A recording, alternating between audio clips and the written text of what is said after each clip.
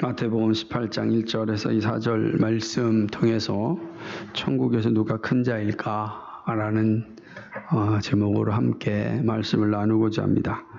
우선 지난주 말씀에서 성전세에 대한 좀 부정확한 부분이 있어서 말씀을 드립니다. 제가 설교를 다시 한번 들어보니까 오해할 수 있는 부분도 있을 수 있다 해서 말씀을 드리는데, 제가 지난주에 성전세를 유대인 세리들이 걷어서 예루살렘에 있는 노마 총독부로 보내고 그것이 노마의 신전으로 보낸다 이렇게 말씀하였는데, 틀린 말은 아닌데 그 시점이 다르다라고 하는 것이죠. 이것은 예수님 당시가 아니라 AD 70년 이후 예루살렘 성전이 파괴된 이후에 성전세를 거둔 것들은 다 노마의 또 신전으로 보내게 된 것입니다. 노마는 자신들이 점령한 나라에서 성전들이 국민들에게 세금을 걷는 것을 다 금하였습니다. 근데 독특하게 이 예루살렘, 이스라엘만 예외를 두었습니다. 시저가 예루살렘 성전에 부여한 특권으로 예루살렘 이 성전세를 거두게 된 것입니다. 그러다가 이제 70년에 성전이 파괴된 이후에는 더 이상 성전에서 제사를 드리지 않으니까 유대인 제사가 지금도 드려지지 않지 않습니까? 드려지지 않으니까 성전세를 걷지는 않았습니다. 그러나 여전히 이 로마 정부는 이 이스라엘 사람들이 늘 하던 대로 성전세를 걷어가지고 이제 노마에 있는 이 집도 신전을 위하여 이렇게 쓰임 받도록 한 것이죠. 그러니까 그 시점을 정확히 좀 잘 이해하는 것이 필요해서 말씀을 드립니다. 오늘 우리가 있는 마태복음 18장은 전체가 매우 의미 있는 말씀으로 이렇게 다뤄져 있습니다. 가버나움에서 예수님께서 제자들과 함께 있을 때 주신 말씀들입니다. 그래서 많은 질문과 또 대답이 주어져 있습니다. 그러니까 제자들의 질문, 또 예수님의 답변이 상세하게 기록되어져 있는 게 마태복음 18장 전체의 내용인 것입니다.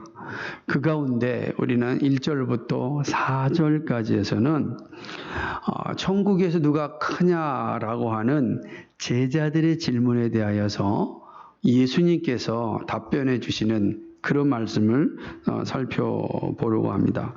제자들은 천국에서 큰 사람에 대해서 궁금하였습니다. 사실 이미 이 제자들은 예수님이 이제 예루살렘으로 올라갈 때마다 이런 싸움을 해서 나는 오른편에, 나는 왼편에 좀 세워주십시오라고 하면서 자리 경쟁을 아주 심하게 하였습니다.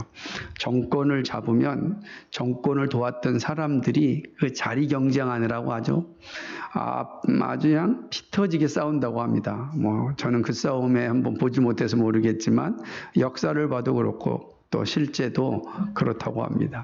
그러니까 예수님이 이제 예루살렘 입성하여서 무엇인가 정권을 얻게 되면 그때 이제 가장 좋은 자리에 서고자 하는 그 욕심들이 제자들에게 있었던 것입니다. 그런 제자들이 이제는 좀 더 나가서 천국에서는 누가 가장 큰 자인가 해서 이제 궁금해하는 겁니다. 천국에서는 가장 누가 큰 자입니까? 라고 질문을 던집니다. 여기서 크다라고 하는 말은 헬라어로 메이존이라고 하는 단어인데, 이거는 메가스라고 하는 동사 비교급입니다. 그러니까 우리가 메가스터디 이런 거 들어봤죠. 여기 나오는 거 메가스. 여기서 나온 큰 자다라고 하는 의미를 가지고 있는데, 이게 비교하는 거예요. 누구를 비교해서. 큰 자라고 하는 건 비교해서 나타나야 되지 않겠습니까? 스스로 크다고 해서 큰 것이 아니니까. 그러니까 이렇게 이야기하는 겁니다. 근데 이 메가스라는 단어는 가장 위대한 자 혹은 능력이 탁월한 이런 뜻이죠. 그 영어로 보면 greatest가 되는 거예요. 아주 great한 사람이다. 누가 천국에서 가장 이런 사람일까? 궁금한 거죠. 제자들은 예수님께 질문하는 거예요. 예수님, 천국에서 누가 가장 위대한 사람입니까? 누가 가장 탁월한 능력을 가지고 예수님께 인정받는 사람입니까? 천국에서는 누가 그 능력을 가지고 또 이 권력을 휘두를 수 있습니까? 뭐 이런 내용들이 지금 다 내포되어져 있는 단어가 누가 크냐라고 하는 것이죠. 제자들은 누가 하나님께 인정받는 사람인지 궁금하였습니다. 그래서 자기가 좀 하나님께 인정받을 수만 있다면 자기는 그 자리에 서고 싶은 게 제자들의 마음인 거죠.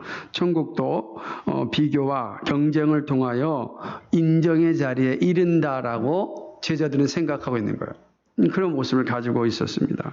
그러니까 이 제자들의 질문을 받은 예수님은 한 어린아이를 부릅니다. 그리고 제자들 가운데 딱 세웁니다. 그리고 그 어린아이 앞에서 제자들이 한 질문에 대한 답변을 줄 수 있습니다. 줍니다. 근데 두 가지로 주는데 첫 번째 이거예요. 어린아이들과 같이 되지 않으면 결단코 천국에 들어갈 수 없다라고 일단 말을 합니다. 그러죠. 뭐 천국에서 큰 자가 되려면 천국에 들어가야 될 거 아니겠어요? 뭐 들어가고 난 뒤에 큰 자인지 작은지가 결정하죠. 들어가지도 않는데 큰 자인지 작은지가 어떻게 결정될 수 있겠어요? 예수님께서 말씀하십니다. 그래서 그러니까 어린아이들과 같이 되지 않으면 결단코 천국에 들어갈 수 없다 이렇게 이야기합니다. 두 번째로는 어린아이와 같이 자기를 낮추는 자가 천국에서 큰 자라 이렇게 얘기합니다. 여기서 낮추다라는 말은 겸손하다 이런 말이 아니고 겸손하게 행동하다라고 하는 의미입니다. 단순히 말로 겸손합니다가 아니라 겸손하게 행동하다, 그게 낮추다라고 하는 단어의 뜻이에요. 그러니까 예수님은 천국에서 큰 자는 겸손하게 행동하는 자다 이렇게 이제 말씀하고 있습니다. 제자들에 대한 예수님의 답변은 아주 간단합니다. 하지만 우리의 신앙의 정곡을 꼭 찌르는 말씀이라 할 수 있습니다. 본문은 하나님 나라는 회심한 성도가 겸손하게 사는 곳이다. 이렇게 말씀해 주고 있습니다. 그래서 회심한 성도가 겸손하게 사는 것이 바로 하나님의 나라이다. 라고 말씀하는 거죠. 그러니까 우리는 이 사실을 기초로 해서 오늘 우리에게 주는 중요한 교훈을 또 살펴보고자 합니다. 여러분 이 말씀을 통해서 어떤 의미를 담고 있는지를 잘 인식을 하셔야 되는데 첫째는 회심이 없이는 하나님 나라는 없다라는 거죠. 회심이 없이는 하나님 나라에 들어갈 수가 없어요. 회심이 없이는 하나님 나라가 자기와 아무 관계가 없다라고 하는 것이죠. 회심이 있어야 구원이 있습니다. 그죠? 회심이 없이 구원이 없습니다. 구원이 없이 하나님 나라에 들어갈 수가 없습니다. 하나님 나라에 들어가지 않는데 큰 자 작은 자가 무슨 의미가 있겠습니까? 아무런 의미가 없다. 이렇게 말씀하는 것입니다. 예수님은 제자들의 질문에 돌이켜 아이들과 같이 되지 아니하면 천국에 들어갈 수 없다 이렇게 말씀합니다. 3절에 보니까 뭐라 그러죠? 가라사대 진실로 너희에게 이르노니 너희가 돌이켜, 이 단어가 중요한 겁니다. 돌이켜 어린아이들과 같이 되지 아니하며 이런 의미죠. 돌이키다라고 하는 말은 회심하다라는 거죠. 너희가 회심하다 하죠. 그죠? 돌이키다는 건 회심하다는 거예요. 그러니까 너희가 회심하지 않으면 이게 되는 거죠. 하나님 나라에 들어갈 수 없는 거죠. 회심하다라고 하는 거죠. 회심하지 않을 땐 천국은 누구에게도 의미가 없는 말씀입니다. 예수님께서 이렇게 말씀하시면 제자들의 질문에 이미 욕망이 가득 차 있음을 보았기 때문입니다. 예수님 제자들이 하는 질문 속에 제자들이 가지고 있는 이 욕망을 본 거죠. 탐욕을 예수님은 아주 그냥 뚜렷이 보고 있었던 것입니다. 하나님 나라에서 대접받고 싶은 욕망이 가득합니다. 다 대접받고 싶은 욕망이 가득한 거죠. 이것은 원초적인 인간의 죄성이다. 첫사람 아담이 범한 죄 아닙니까? 하나님과 같이 되고자 하는 거예요. 대접받고 싶은 거예요. 그게 탐욕이죠. 욕망이죠. 그것이 지금 첫사람 아담에게서 보여줬던 모습인데 여전히 지금 제자들의 모습 가운데서도 잘 드러나 있는 것입니다.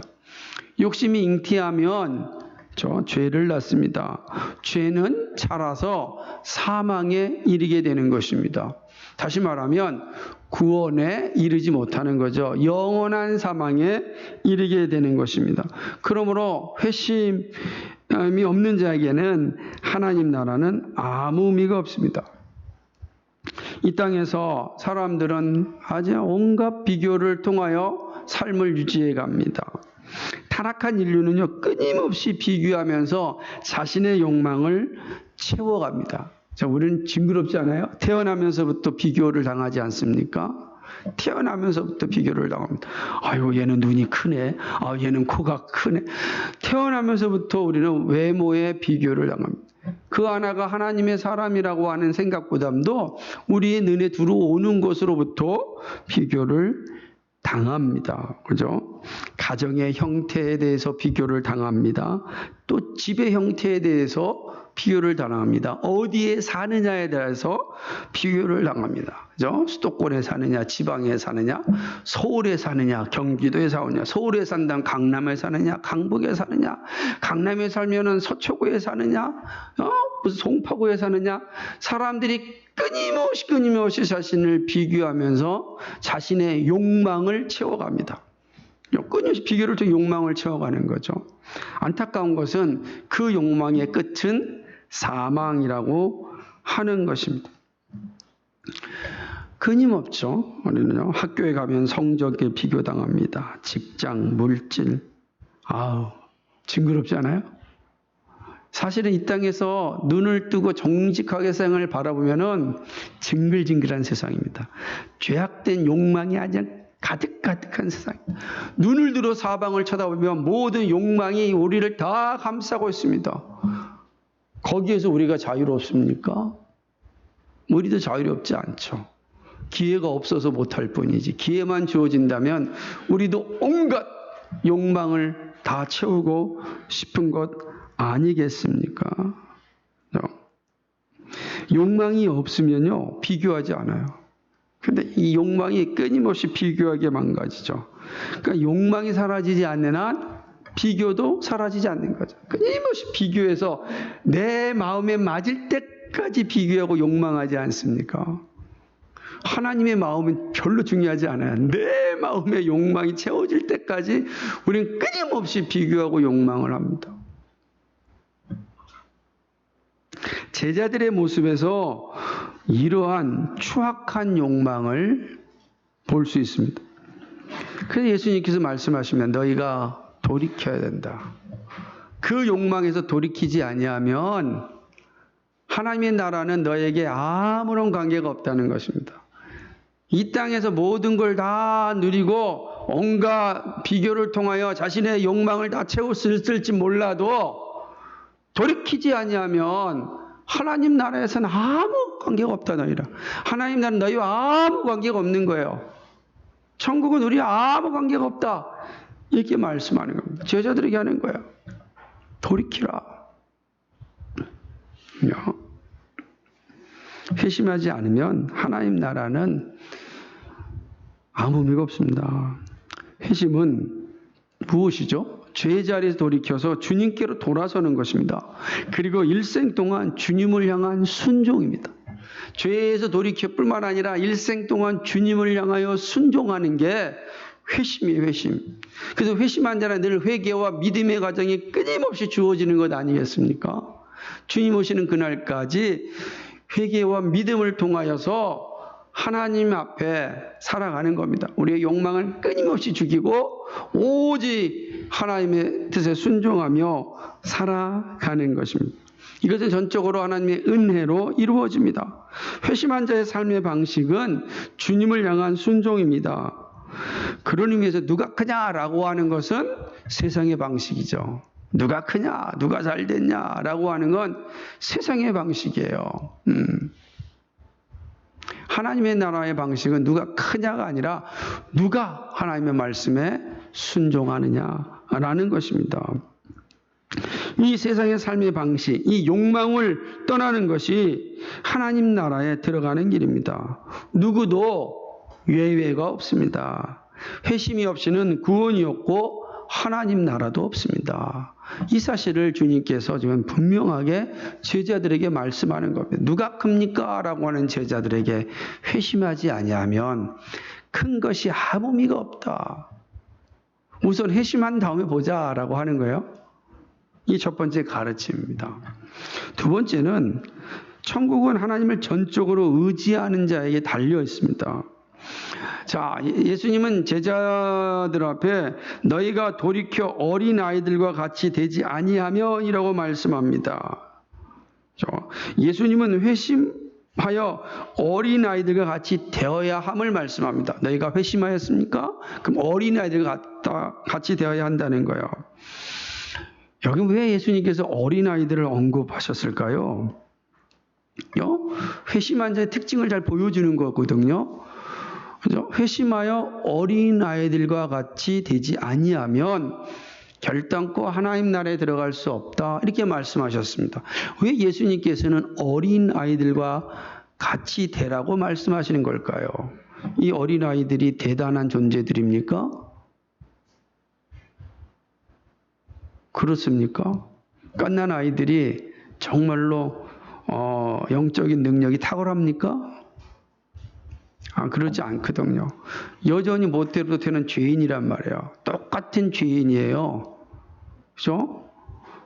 그러니까 그런 의미를 포함하지 않아요. 또 여러분 에베소서 말씀을 보게 되면 4장 14절을 보게 되면은 어린아이들은 세상 풍조에 쉽게 요동한다 그랬어요.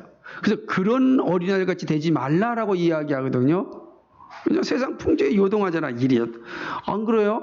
아이스크림 하나면 모든 게 다 해결되잖아요. 그렇게 쉽게 요동하는 아이들 같이 되라고요? 그것도 아니란 말입니다. 아이들이 지혜가 어른보다 많습니까? 결코 그렇지 않습니다. 고린도전서 14장 20절 말씀에 보면 형제들아 지혜는 아이가 되지 말고 악에는 어린아이가 되라. 지혜에 장성한 사람이 되라 그랬습니다. 그러니까 지혜로 따져본다면 어린아이 같이 되는 건 합당하지가 않는 거예요.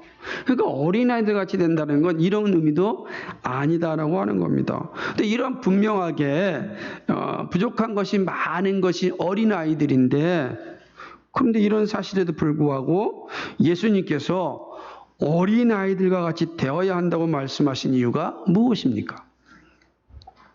그것은요. 하나님을 향한 전적인 의존함을 의미하는 겁니다. 아이들은 부모에게 전적으로 의존합니다. 부모가 주는 것을 의심 없이 받아 먹습니다. 아이들이 엄마가 주면은 이거 엄마가 나한테 제대로 주는 거 맞나? 이렇게 의심합니까? 의심하지 않아요. 전적으로 의지하여 받아 먹습니다. 그렇게 받아 먹으니까 건강하게 자라는 겁니다. 무럭무럭 자란 것은 의심하지 않고 먹기 때문에 어려서부터 의심해 보세요. 스트레스 팍팍 쌓여가지고 결코 자라지 못합니다. 근데 우리 의심하지 않잖아요. 엄마가 주는 건 다 먹습니다. 그것이 돌이 돼도요 맛있게 먹습니다. 근데 부모가 자식에게 돌은 주지 않잖아요. 놀라운 거죠. 성경은 아이의 순전한 의존을 이렇게 말씀합니다. 베드로전서 2장 2절 말씀에 보면 이렇게 말씀하고 있어요. 갓난 아이들 같이 순전하고 신령한 젖을 사모하라. 이는 이로 말미암아 너희로 구원에 이르도록 자라게 하려 함이라. 이렇게 말씀하고 있습니다. 갓난 아이들 같이 순전하고 신령한 젖을 사모하라 라는 거죠. 갓난 아이들 그런 저 사모하는 순수한 마음으로 사모합니다. 그냥 오직 이 엄마가 주는 것이, 부모님이 주는 것이라면은 눈을 부릅뜨고 그냥 기다리고 있는 것이죠. 이게 바로 회심한 성도의 자세입니다. 예수님은 회심한 성도의 자세가 바로 이러해야 함을 어린아이들과 같아야 된다라고 말씀하는 것입니다. 회심은 전적으로 하나님의 의존함을 의미합니다. 아무 의심 없이 오직 아버지가 주시는 양식으로 살아갑니다. 말씀하는 대로 살아갑니다. 천국은 이러한 자들에게 열려 있습니다. 주신 말씀을 의심 없이 받습니다. 때를 따라 돕는 은혜를 의심 없이 받습니다. 의심하지 않아요. 그것이 하나님 아버지니까, 나의 아버지니까, 나의 부모님이니까 그 말씀을 믿음으로 받습니다. 그게 바로 회심한 자의 특징이요. 바로 어린아이들과 같은 믿음이다라고 하는 것입니다. 근데 우리의 믿음이 종종 어떻게 하죠? 이게 정말 하나님의 말씀이 맞을까? 우리가 이제 오후 시간에 이제 살펴볼 텐데 성경의 무호성, 무료성 이런 얘기할 때 사람들 가운데 그런 거예요.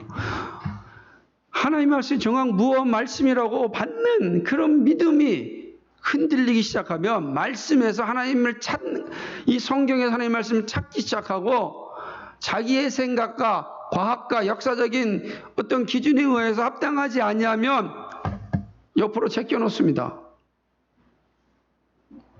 의심하기 시작하면 그는 하나님을 전적으로 의지하지 않습니다. 전적으로 의존하지 않습니다. 그 의지하지 않고 의존하지 않으니 잘할 수 있겠습니까? 자식이 부모가 주는 양식을 전적으로 의존하여 맛있게 먹을 때 잘하고 육적으로나 영적으로나 성장하는데 의심하면 잘할 수 있겠냐고요. 못 자라는 겁니다. 그런 자녀와 함께 집에 사는 건 고통이죠. 자녀가 부모를 늘 의심하는데 어떻게 함께 살 수 있겠습니까? 못 사는 겁니다. 하나님의 나라는 의심이 존재하지 않아요. 전적으로 의존하는 자입니다. 온전히 하나님을 믿고 하나님 안에서 안식을 누리는 것 아니겠습니까? 그러니까 회심하여 어린아이들과 같이 되지 않으면 하나님의 말씀을 따라 삶의 양식이 오직 하나님께 전적으로 의존한 자, 그런 자가 하나님 나라의 백성이다라고 말씀하는 것입니다. 온전히 하나님의 사랑을 의지하고 순종하는 것이 천국을 소유한 회심한 성도의 모습입니다. 이렇듯 천국은 하나님을 전적으로 의지하는 자에게 열려 있습니다. 자, 이런 자가 천국에 들어갑니다. 그럼 이제 세 번째, 자연스럽게 우리는 이야기를 나눌 수 있지 않겠습니까? 그렇게 회심하여 하나님을 전적으로 의존하는 자들이 모여있는 천국에서 큰 자는 누구입니까? 오늘 예수님께서 말씀하십니다. 누구든지 이 어린아이와 같이 자기를 낮추는 그이가 천국에서 큰 자니라. 이 말은 세 번째로 천국에서는 겸손한 사람이 큰 사람입니다. 너무나 당연한 이야기죠. 그러나 이 겸손이 얼마나 중요한지 모릅니다. 예수님은 회심과 온전한 의지를 말씀하신 후에 겸손을 얘기합니다. 예수님은 다시금 어린아이를 비유합니다. 어린아이와 같이 자기를 낮추는 사람이 천국에서 가장 위대하다라고 이야기하는 거죠. 어린아이와 같이 낮춘다. 이 낮춘다라는 단어는 이 말씀대로 겸손함을 의미하는 겁니다. 자기를 드러내지 않아요. 그죠? 낮추는 자라고 이야기하는 것입니다. 겸손은요, 회심의 열매요, 증거입니다. 회심은 욕망의 자리에서, 겸손은요, 욕망의 자리에서, 이 겸손의 자리로 전환되었음을 보여주는 것입니다. 그렇게 되는 거죠. 우리가 회심하였다라고 하는 것은 내가 이제 더 이상 욕망의 자리에 있지 않냐고 겸손의 자리에 있다라고 하는 것을 의미하는 것이죠. 그렇죠. 그래서 겸손은 회심의 열매다, 상징이다 이렇게 말할 수가 있는 것입니다. 회심은 외적인 조건으로 비교하지 않습니다. 하나님의 형상과 중심의 순전함을 존중합니다. 겸손한 사람은 그런 거예요. 겸손함은 우리가 외적인 것을 통하여 비교하거나 판단하거나 그리고 결정하지 않습니다. 그 사람 안에 있는 하나님을 향한 순전함, 그 사람 자체가 하나님의 형상이라고 하는 그 사실 앞에 모든 것을 내려놓고 살아갑니다. 그걸 존중한다라고 하는 거죠. 왜 우리가 천국이 기다려집니까? 왜 우리가 천국을 소망합니까? 천국에는 이런 겸손한 사람들이 살기 때문입니다. 천국은 구원받은 새 인류가 삽니다. 근데 그 새 인류의 특징이 무엇이냐면 겸손입니다. 비교하지 않아요. 얼마나 행복합니까? 그래서 우리가 천국을 소망하는 것 아니겠습니까? 물질로, 외모로 비교하지 않습니다. 지식으로 비교하지 않습니다. 하나님의 형상으로 존중받습니다. 존중받습니다. 우리 시대의 가장 슬픈 것은 뭐냐면 비교를 통하여 존중이 훼손되고 있기 때문에 그렇습니다. 자꾸만 특히 교육의 현장을 보십시오. 사람이 성적으로 완전히 존중의 모습이 달라지지 않습니까? 성적이 좋으면 존중받잖아요. 성적이 별로 좋지 않으면 존중받지 못하잖아요. 이게 세상의 모습 아닙니까? 우리 하나님의 형상이라고 하는 그 자체로 받아야 합니다. 그것이 우리의 모습이에요. 근데 이 땅에서는 그런 모습 보기가 전처럼 쉽지 않지 않습니까? 천국은 어떤 곳입니까? 겸손한 사람들이 사는 곳입니다. 그래서 소망하는 것. 새 인류의 특징은 겸손이에요. 그래서 회심의 열매가 뭐냐? 정말 저 사람이 회심했느냐? 정말 저 사람이 회심하여 하나님 나라 백성이냐? 그거 어떻게 알 수 있습니까? 할 때 예수님이 말씀하는 겁니다. 겸손한가를 봐라. 겸손함을 보라는 겁니다. 새 인류의 특징은 겸손함에 있다. 겸손함은 회심의 열매다. 라고 예수님께서 말씀하시는 것입니다. 겸손은요, 종종 교만과 비교할 때 그 의미가 분명해집니다. 그래서 천국과 지옥의 실체가 아주 분명하게 다가옵니다. 교만이 무서운 것은 하나님을 잊어버리게 만듭니다. 그래서 하나님 없이 살게 하는 게 교만이에요. 겸손은 뭡니까? 끊임없이 하나님 앞에 자신을 낮추는 겁니다. 하나님을 전적으로 의존하는 겁니다. 교만은요, 하나님 없이 살고자 합니다. 신명기 8장 14절을 보게 되면 하나님께서 이스라엘 백성들을 향하여 주신 말씀 가운데 교만의 특징이 잘 나타나 있습니다. 네 마음이 교만하여 내 하나님 여호와를 잊어버릴까 염려하노라. 교만하여 하나님을 잊어버릴까. 교만의 특징이 뭡니까? 하나님을 잊어버린다는 것입니다. 그래서 하나님은 교만한 자를요 아주 철저하게 낮추십니다. 잠언 16장 18절에서 말씀하기를 교만은 패망의 선봉이라 그랬습니다. 그리고 잠언 18장 12절에서는 겸손은 존귀의 길잡이라 이렇게 말씀합니다. 교만은 패망의 선봉이지만 겸손은 존귀의 길잡이입니다. 잠언 29장 23절을 보게 되면 겸손은 영예를 얻는 길이라고 말씀합니다. 한번 제가 찾아보세요. 이건 한번 찾아보시고 줄을 이렇게 딱 쳐놓으세요. 잠언 29장 23절입니다.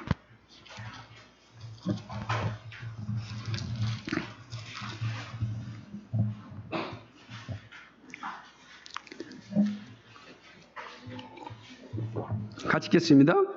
시작. 사람이 교만하면 낮아지겠고 마음이 겸손하면 영예를 얻으리라. 아멘. 다시 말하면 낮추면 높아지고 스스로 높아지려고 하면 낮아진다는 겁니다. 그걸 말씀하는 거죠. 그러므로 겸손은 하나님 나라의 영광을 나타냅니다. 그렇죠? 이 겸손은요 예수님의 성품이거든요. 마태복음 11장 29절에서 예수님 이렇게 말씀하십니다. 나는 마음이 온유하고 겸손하니 나의 멍에를 메고 내게 배우라. 그리하면 너의 마음이 쉼을 얻으리라 그랬습니다. 나는 마음이 온유하고 겸손하다 그랬습니다. 예수님이 이 땅에 오신 것은 대접을 받으려 함이 아니라 섬기러 왔다라고 말씀하셨습니다. 겸손이죠. 이렇게 예수님께서는 제자들 앞에서 정확하게 말씀합니다. 천국에서 누가 큰 자냐? 천국은 어떤 사람들이 사는 곳이냐? 바로 겸손한 자들이 사는 것이다. 교회는 어떤 것이죠? 겸손을 훈련하는 것입니다. 겸손이 새 인류의 특징임을 알고 끊임없이 이 땅에서 겸손을 위하여 살려고 몸부림치는 것입니다. 그러다가 온전한 겸손이 이루어지는 하나님 나라에서 영원히 사는 것이죠. 놀라운 것은요, 이런 예수님의 가르침을 받았고 깨달았던 제자들이 그들의 사역 가운데 끊임없이 외쳤던 고백이 무엇이냐면 겸손이었습니다. 사도 베드로의 말씀은 겸손이 높아지는 것임을 확인합니다. 이 가버나움의 대표였던 이 베드로, 아마 이 말씀을 누구보다도 잘 들었을 거 아니겠습니까? 그가 썼던 베드로 서신에서 이렇게 이야기합니다. 베드로전서 5장 6절을 보게 되면 그러므로 하나님의 능하신 손 아래서 겸손하라. 때가 되면 너희를 높이시리라. 사도 베드로가 그렇게 얘기합니다. 그래서 사도 베드로가 내려오는 이야기는 자기는 예수님처럼 똑바로 십자가에서 죽을 수 없다. 나는 거꾸로 매달려 순교하겠다. 그 거꾸로 매달려 순교하지 않았습니까? 이 놀라운 사실을 잘 알았던 어거스틴이 제자들이 물어볼 때 제자의 가장 중요한 덕목이 뭐냐고 이야기하였을 때 첫째도 겸손이고 둘째도 겸손이고 셋째도 겸손이라 이렇게 말씀하였습니다. 왜 그렇습니까? 겸손이 하나님 나라 백성의 특징이기 때문입니다. 새 인류의 특징이기 때문에 그렇게 말씀하는 것입니다. 그러므로 그리스도인은 겸손의 자리에 서려고 애를 써야 합니다. 물론 우리의 본성이 우리를 힘들게 합니다. 쉽지가 않거든요. 우리의 본성은 늘 교만이요. 비교하기 좋아하고 경쟁하기 좋아하고 어떻게든지 간에 높아지기를 좋아하려고 합니다. 대접받기를 좋아하려는 게 우리의 끊임없는 본성입니다. 쉽지가 않아요. 겸손하려고 하면 순간순간 그것이 막 치밀어 올라옵니다. 낮아지는 걸 좋아하지 않거든요. 높아지는 걸 좋아하지 낮아지는 것이 우리의 이 죄악된 본성과는 잘 맞지 않아요. 그 겸손함을 살기가 너무너무 힘듭니다. 그때마다 여러분 더욱더 힘을 다하여 우리 주님을 바라보셔야 됩니다. 십자가에서 우리를 위하여서 자기 몸을 버리신 예수 그리스도를 보아야 합니다. 하나님과 본체시나 그거를 동등되심을 포기하시고 사람의 몸으로 오셨습니다. 죽기까지 복종하셨던 그 예수님을 끊임없이 바라보아야 합니다. 그리고 예수 그리스도를 끊임없이 고백해야 됩니다. 그럴 때마다 우리는 조금씩 겸손의 자리에 갈 수가 있습니다. 성화되는 길은 쉽게 가는 길이 아니라 정말로 철저한 하나님 앞에 굴복이 있을 때 이루어지는 것입니다. 늘 하나님을 바라보고 성령님께 의존하여야 합니다. 나의 연약함을 내려놓고 하나님 도와주십시오. 정말로 새 인류의 모습이 나타나게 해달라고 기도해야 하는 것입니다. 나의 의가 아니라 그리스도의 십자가가 드러나게 해야 되는 것입니다. 그것이 겸손의 길로 가게 합니다. 겸손은 우리의 신앙 여정에 반복하여 나타나는 영적 싸움입니다. 우리의 본성이 겸손의 자리가 아니라 높은 자리에 올리려고 불쑥불쑥 나타납니다. 그때마다 온 힘을 다하여 싸워야 합니다. 더구나 철저한 개인주의 사회로 가는 여정에 겸손은 정말 힘들고 어렵습니다. 또 우리 시대처럼 인권이 강조되는 세상에 겸손을 산다는 건 정말 힘이 듭니다. 그렇죠? 사람의 권리를 가장 중요시 여기는 그 시대에 처절하게 낮아진다고 하는 게 잘 맞지 않는 것처럼 보이게 됩니다. 그래서 정말 하나님을 의지하여야 합니다. 날마다 십자가에 대한 믿음의 고백이 있어야 됩니다. 그것이 영적 전쟁을 이기게 합니다. 전쟁에서 우리가 승리하여 겸손의 자리로 한 걸음씩 가게 하는 것입니다. 사랑하는 여러분 모두 천국에서 큰 자가 되기를 주님의 이름으로 축복합니다. 하나님 나라를 바라보면서 영적 나그네로 살아가는 일에 함께하여서 참으로 행복합니다. 만약 나 혼자만 이 길을 간다고 한다면 얼마나 힘들고 어렵겠습니까? 겸손의 길을 걸어가는 게 혼자라고 한다면 얼마나 힘이 들겠습니까?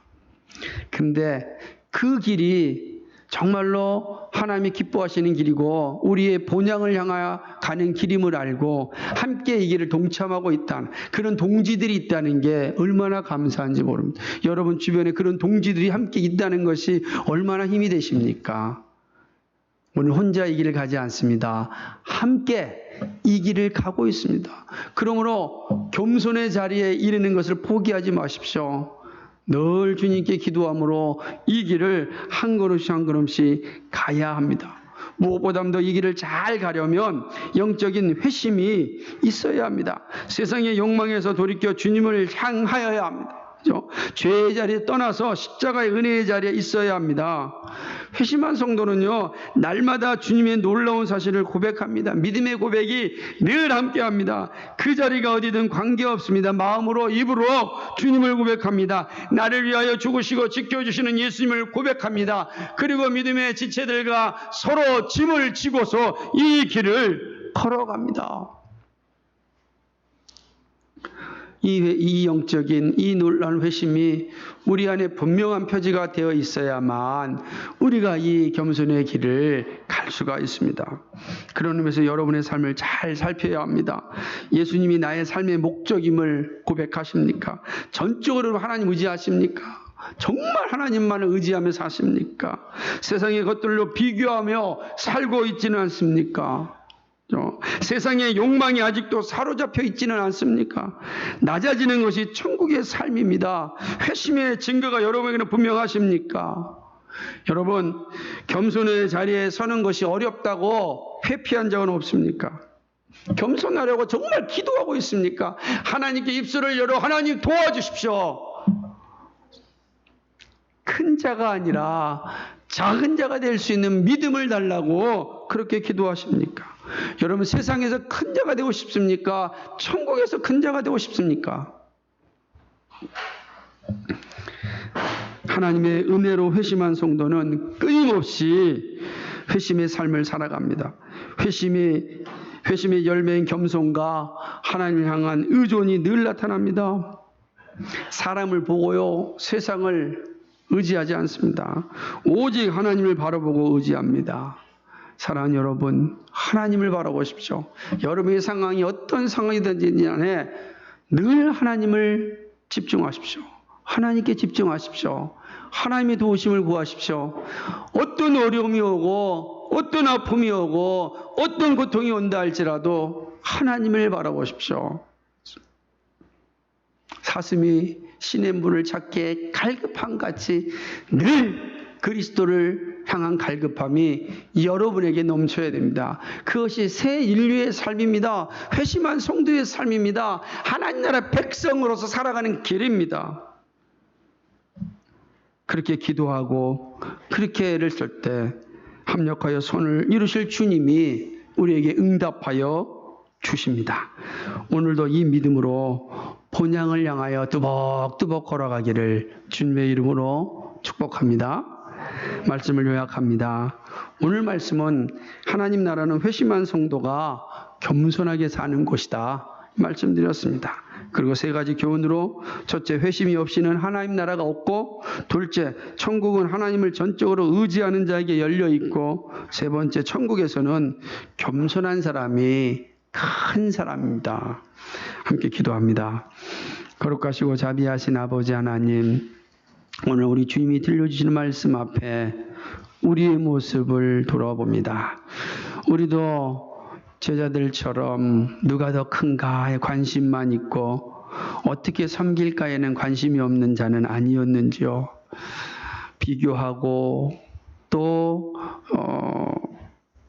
경쟁하면서 어떻게든지 간에 세상에서 높은 자리에 서려고 그냥 분투하며 살지는 않았는지요.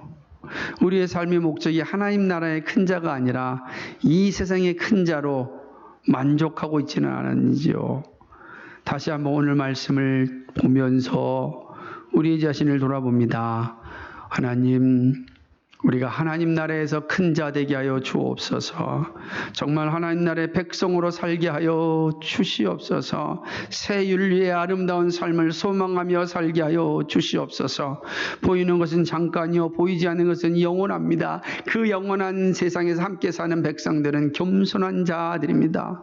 생각만 해도 기쁘고 즐겁고 감사가 넘칩니다. 오 하나님 아버지, 그 새하늘과 새 땅을 소망하며 살아가는 우리 모두가 되게 하여 주시옵소서. 이 땅에서 어렵고 힘든 일이 있을 때에 믿음으로 이겨나게 하여 주시옵시고, 우리에게 영광의 그 나라가 있음을 바라보면서 그 본향을 향하여 믿음의 길을 뚜벅뚜벅 걸어갈 수 있도록 함께하여 주시옵소서. 거룩하시고 자비하신 하나님 아버지, 어떠한 순간에도 정말 우리의 입술을 열어 주를 고백하고 주님과 함께 동행할 수 있는 그런 하나님의 자녀 되게 하여 주시옵소서. 한순간도 이 믿음의 고백이 떠나지 않게 하여 주시옵소서. 감사합니다. 예수 그리스도의 받들어 기도하옵나이다. 아멘.